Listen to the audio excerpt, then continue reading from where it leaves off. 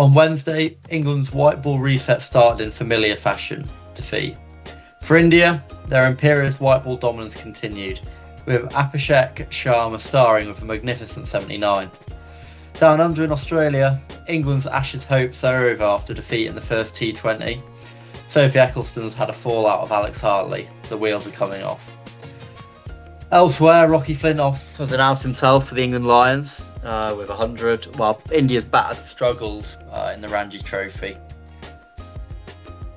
Welcome back to Behind the Stumps with me, Will Kirkup, as we take you through the world of cricket once again. I'm here with Ray, basking in a victory for India after quite a lot of defeat over the past few months. You waking up a little bit more cheerful than usual this morning, Ray? Yeah, mate. I'm perfectly sad. Victory after a long, long time. How are Yeah, you? yeah, all right. Typical England supporter, not too worried, not too bothered about the a bilateral white ball series. Too worried about Test match cricket to get bogged down in that. But we'll still be talking about it. I've still got a few thoughts about where it's going wrong for England. It's all kind of obvious, really. But we'll start with India because they still, even though England are pretty average at the moment, they had to do the job. It was supposedly quite an easy deck, quite a flat deck, a good one for batting. England didn't manage to utilise this, unfortunately. What did they score again? So they were bowled out. 132 Were they bowled out? all Yeah, they were out. bowled out for 132 in the exact 20 overs. Josh Butler starred. He played really, really well for a 68. Looked in excellent touch, to be fair, but no other England player in the order got past 20. And then India came in, knocked them off really well. Sharma starring with 79. And Sanju Samson, I want to talk a bit about him because even though um, he didn't score as many runs, but I just thought he looked really assured. His timing is just something else, I think. In terms of the bowlers, I mean, for India, it was Varun Chakravarti. Please correct me if I said that wrong. Who starred? Who looked No, really, no, really it's good. perfect.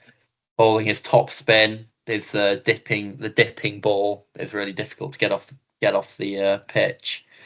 For England, Jofra Archer did quite well, 2 wickets for 21. But apart from that, it's pretty slim pickings, unfortunately. Ray, I've talked for long enough. Talk to me about what Yeah, you liked about India's performance. yeah, especially when you're playing in India, toss played a crucial matter. And yesterday, toss went in Indian favor. We won the toss and choose to bat a field first because later in the night there'll be dew which affects the bowling. So it's really hard to bowl at the night. So Yeah. India perfectly won the toss and choose to bowl first. And with the England batting, they struggle against the Indian spinners, especially they're really hard to play in the square of wickets to the Indian spinners. Hmm. Especially in Indian conditions, the boundaries are really small. You need to access every part of the boundary, not only Hmm. the straight boundaries. Especially when you're playing in India, you need to access all areas of the boundaries. The Indian players are quite good in playing the straighter balls of sixes over the mid on mid off, but they struggle hard to access the square boundaries, which played a crucial part in Indian bowling. So they just bowled stem to stem and maintained the pressure, and the England batsmen fell for the pressure. Especially Yeah. Varun Chakravarti, who has been playing for Kolkata Knight Riders in the IPL, which is the home ground for him. So they played yesterday in Kolkata as well. So for Varun, it's like home ground. He knew everything about the ground. Well, yeah. I Before you weigh in with perhaps a better knowledge than I do of Indian batting, um, obviously Sharma was sort of the star of the show. Um, Yeah. but I want to talk about Samson. There's two shots he hit in particular, both flicks off his legs. I don't think they even went for six, both went for four. And just the sort of natural timing that man seems to have is really quite it's just really like satisfying to watch him in that format not be as obviously he's got it in his locker to be a power hitter to hit it long, but he actually he just waited for the ball, slotted it away, found a gap, and yeah, I just thought he looked. I've never watched him play properly before, which is probably bad on my part. But he just really stood out as just a really enjoyable batter to watch play, really. Yeah. And I suppose So in he terms of yeah, go on, Ray. Go on, Ray. Give us some insight.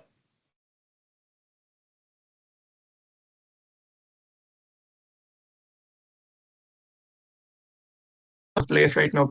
No, sadly he misses out in the Indian Champions Trophy squad. So there are too many reasons behind that because Sanju Samson skipped the domestic one-day tournament, and I read that there are so many political reasons behind that. Like Sanju's state cricket board played a crucial role in omitting Sanju Samson.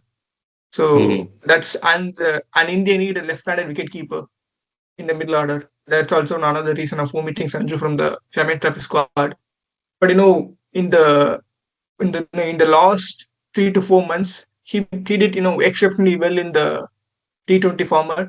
He scored 300s in the last 5 matches. So he's going to be the next crucial player in the top order, replacing the Rohit Sharma. So Mm-hmm. it's India's journey of defending the trophy is begun already. But his time will come, won't it? How old is he? Do you know? I think he's 32, 33, I guess. He's 32. Yeah, That's a bit older than I was expecting. yeah, that's bit old. Just Yeah, yeah, but he can play for another 3 to 4 years. He's yeah. still in the current form. It's a shame he's never got a proper look then, though, because Yeah, his yeah, name's only sure. get. I know he's been prominent longer than. It's not like he was debuting yesterday or anything. I know he's been around a few years, but I feel like he's never probably not quite reached his full potential, has he? As me, who Yeah, is very England centric in my way, the way I follow cricket. I'd heard of him last year, but not before then. yeah, Um, sure. Because no, but he made his debut 6 years ago, I guess. mhm. No, I know just that's the current state of Indian cricket. So many young, talents still hard to find a way to make it to the Indian dressing room because we yeah. have very good of players who are Hmm. capable of playing the international arena. But sadly, we need only 11 players, and we have already. So Yeah, it's a sad for them. selection nightmare, isn't it? The amount of Yeah, potential players. Should we talk about a bit about England, Ray? It was very yeah, familiar failings, really. Struggling against spin. Can't even tell if it's like bad shots at this point. Like one thing that I really didn't like was Livingston's dismissal. Just seemed. Did you see it? Like bat away from the yeah, body. I, yeah. obviously, he knows a hell of a lot about batting than I do, but I just couldn't quite get my head around like what the thinking was on that particular shot.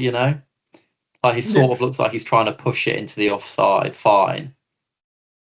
He just must have just got it all wrong on that one isolated occasion because he looked really rigid and it looked all quite unnatural his movement. So I don't know.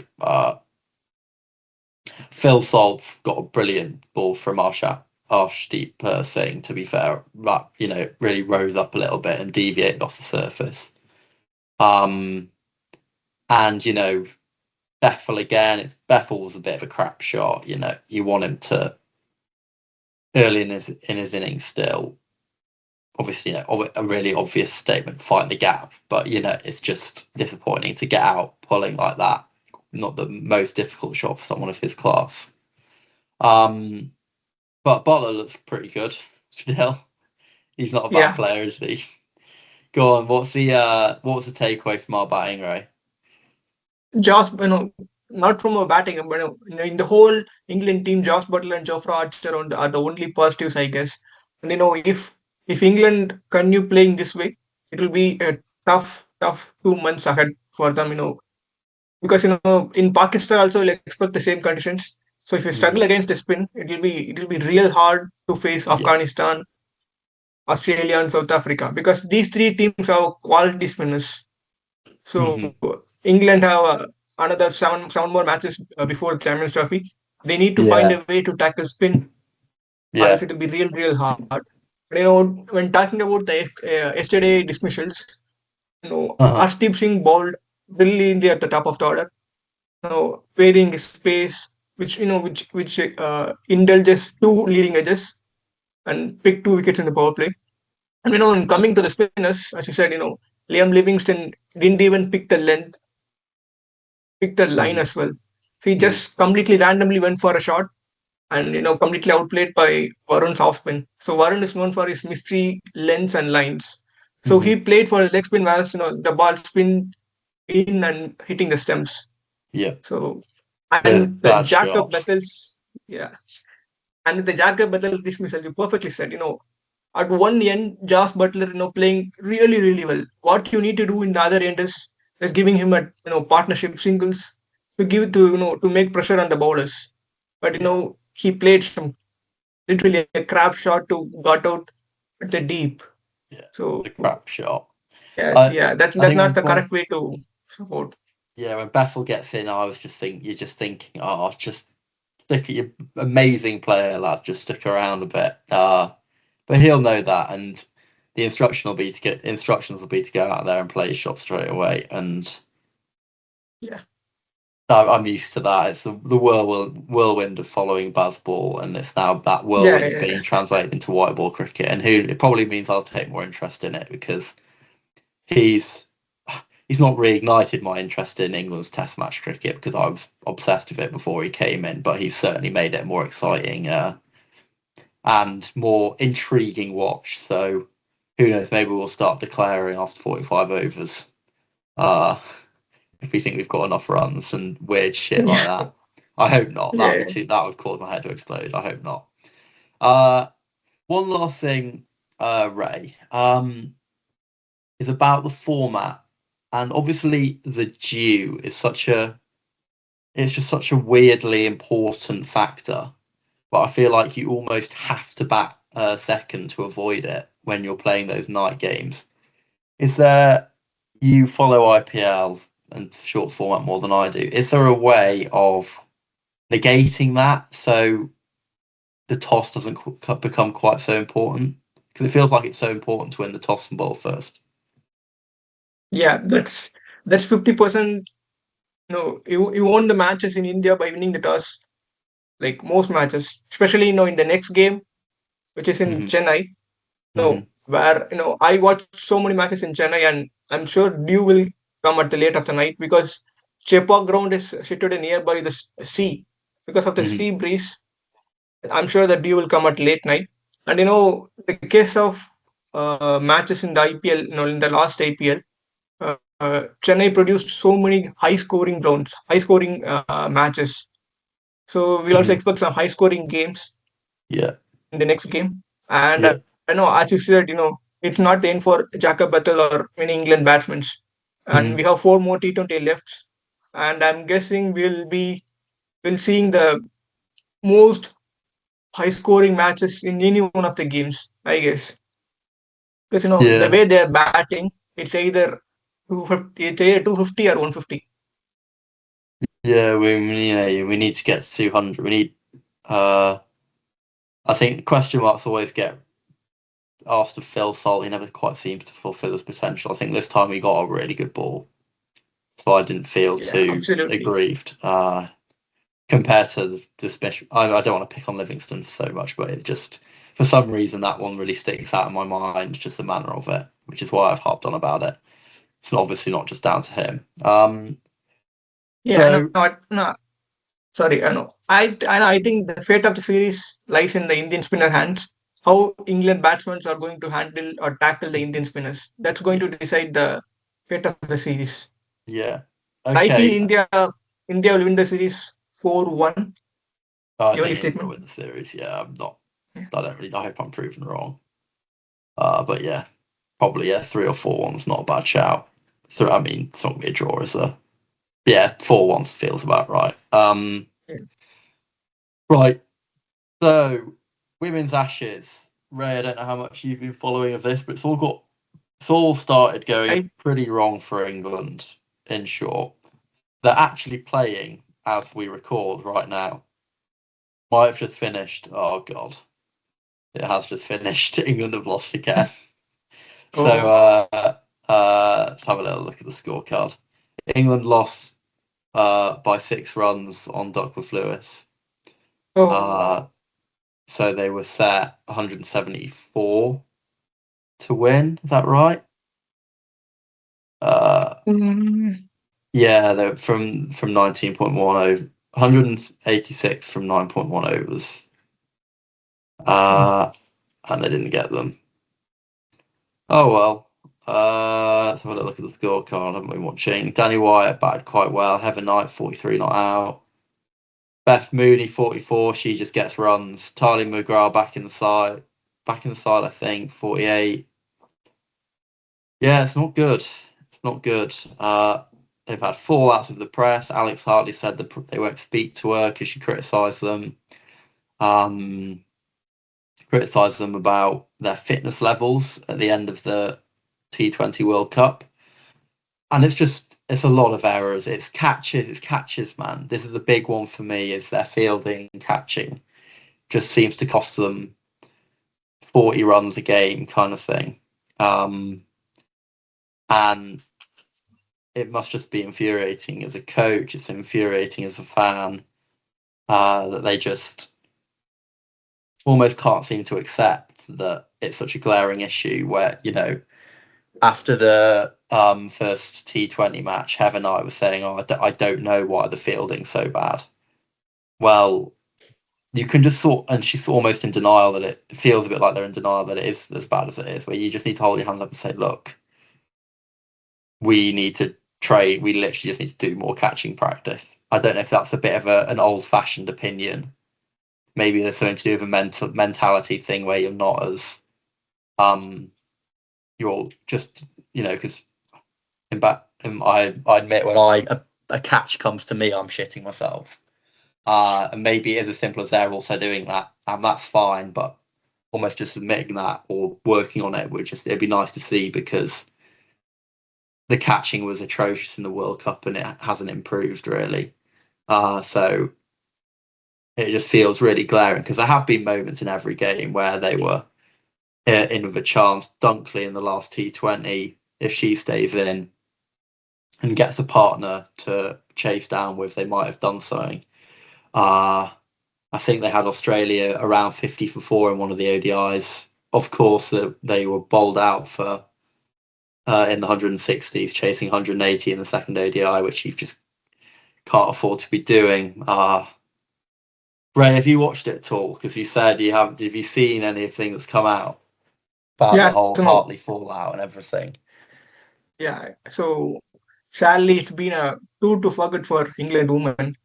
You know, I saw some of the highlights, and I read the Alexandra Hartley's comments about the like fallout with the England women's team. Sophie Eccleston, like absolutely Mm. no. You perfectly summarized the events. Like England's catching needs to be improved. England fitness needs to be improved. In cricket, in every team sport, fitness is one of the most wanted thing to yield performance in the field. Yeah, So in the first T20, I think Beth Mooney was dropped earlier, and then she went on to score 75, match winning 75.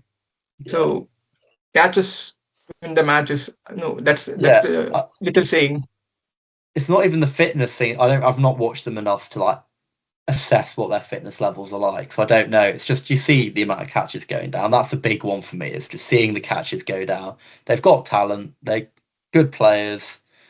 They've shown, especially the batters. There've been some really good innings in there. Wyatt Hodge today getting 50 odd, Heaven Knight getting 40 odd, not out. But they just keep setting themselves too many runs to get because they keep giving Australia's best batters a life by dropping a catch.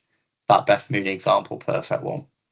Yeah, So I yeah, think and they've lost the yeah, we still they've lost the series now. It's been dire really. But we still have 2 more matches, and Yeah, we lost the series, but let's play for the honor. Let's win the test match try and at win the least. test. That should be Yeah. the main focus now, I suppose. So moving on, just going to whisk through these last couple of items. So England Lions are touring in Australia, playing the Cricket Australia, playing the Cricket Australia 11. Over in Brisbane. The story of the week from over there is 108 scored by Rocky Flintoff off 127 balls. It's just pretty good vibes, isn't it? Really, if you're an England fan, which I very much am. Seeing the son of the great man doing what he's doing, he's clearly got a lot of talent. He came in at 9 and did that, which I suppose just elevates the legend. What? Shoaib Bashir came in at 3, so it must have been a night watchman situation. Night watchman, so he will have usually been going in at 8. So how I don't really know what else to say. I have not watched it at all. According to social media, it's just the exact same sort of vibes of Andrew Flintoff. Long levers, big hits, big shoulders, yeoman-esque, beast mode, I suppose. And I saw that yesterday on Twitter, and I just thought it was worth a mention,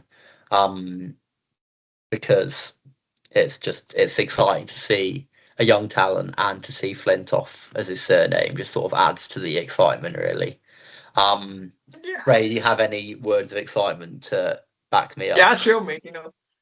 I'm a big fan of Flintoff, Andrew Flintoff, and I'm quite following Archie Vaughan and Rocky Flintoff. Two of the upcoming youngsters. He's captaining, right? Vaughan's captain. Yeah. Having the burden of their father's name in them. So it will be really like kind of an easy and tough for them to make the name for themselves. So I'm quite happy with Rocky Flintoff's 100, but I just checked the Australian bowlers because so many of the good bowlers are playing in the Big Bash and on the Sri Lanka, but still 100 is 100. Yeah. Mm-hmm. It's a good point about I'm happy for the Rocky. I mean, they'll still be. Hope he'll be decent. Yeah, I don't recognise any of the Australian bowlers' names, unfortunately. Yeah. But still 100 is 100. You need skills to score 100 against any of the bowlers. Yeah. And final thing for today is, well, the India Test players have been playing a bit of Ranji Trophy, and it hasn't gone very well for them. So it's happened. The news came through this morning. Rishabh Pant scored 1, playing against Saurashtra. And then Rohit scored 3 off 19 against Jammu and Kashmir. Yashasvi Jaiswal scored 4 against Jammu and Kashmir. And Shubman Gill scored 4 against Karnataka. The Ranji Trophy a hell of a lot better than I do. Just to confirm, Rohit and Jaiswal were playing against Mumbai. Playing for Mumbai. What's going on there? Are they tough decks?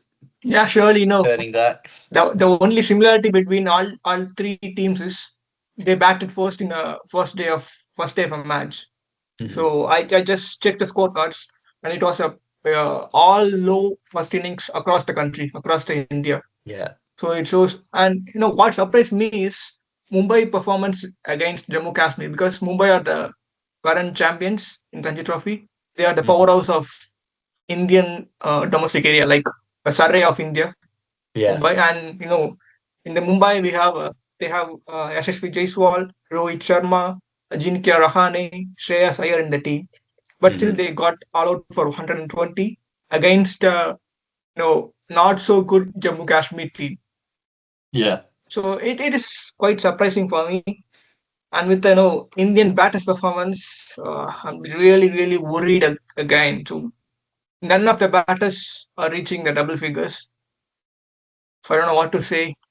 It's because of the bad time or their performance. It's really tough to watch them like Uh-huh. this. Uh-huh. I'm just hoping they will perform better in the white ball, Yeah. because Yes. SSV Jays, all the four batsmen are in the championship squad. Uh-huh. Uh So on the same vein, I'm what just do hoping good. what do you think about some of the 10-point plan from the BCCI for the men's national team? Ah, It's all a bit odd. So some of the main points are that players can't travel separately to tours, matches, and yeah, training. Families can only be around for 2 weeks on long tours. No travelling with personal staff. Domestic cricket mandatory. I see that. yeah, And there's another one where they can't take too much baggage, which has just seemed like complete sort of just nonsense. Like are they at the yeah, moment are they just absolutely, taking mate. loads of like too many things on their tours? Because you get with some of the stuff like you can see the logic with going to matches, teams getting Yeah, all together, team spirit. Got to play some red ball, long form cricket in the Ranji Trophy. Like there's logic there, but like that one for that one especially just stood out. It's like why can't you take like are they all yeah, taking too yeah. much stuff? Like I don't know. But yeah, as again an India fan, like can you see this helping at all? Like can you see the point in it? Not at all, mate.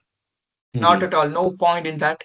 Especially, if you want to give some strict disciplinary actions to the team, as an Indian fan, I don't want them. I don't want the 10 number of points to leak to the media or to the fans, because it will be like really harsh on players.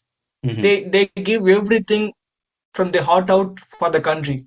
So Hmm. no, none of the players want to lose the match.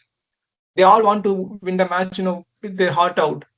So it's really tough, especially after a tough tour. For every team tends to lose some point. So right now India are in that position. So right now we need to back up our team. We need to give more morale to our team, not pulling down when they are in the low position. So I don't think it will help the Indian team. No, the only way of giving back to the critics, giving back to the fans is winning the Champions Trophy. Yeah. I'm just hoping India will do that. Yeah. They've got a good chance. I think that's it for today, Ray. Have you got anything else to add before we wrap up? Simon?